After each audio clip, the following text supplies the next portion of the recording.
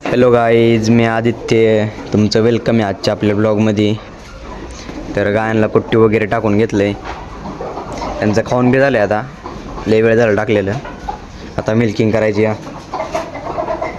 तर आपली नवीन गाय बसलेली होती ना, तिला आज ट्रीटमेंट केली आपण. पण तिला एक दुसरा रोग झाला आहे, अजून आजार.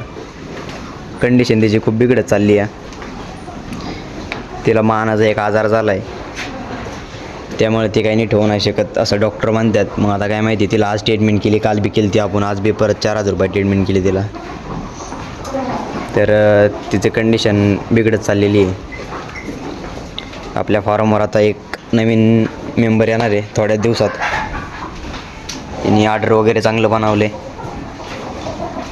आणि अजून एक आपण नवीन आलेली गाय, तिने विकास थोडी चालू केली आहे थोडा आहे तिने. ही बी थोड्या दिवसात आपली इथं 1 महिन्याने अजून. तर त्या गाईचे कंडिशन जाणून घेण्यासाठी आपल्या इंस्टा पेजला फॉलो करा आणि यूट्यूब चॅनलला सबस्क्राईब करा.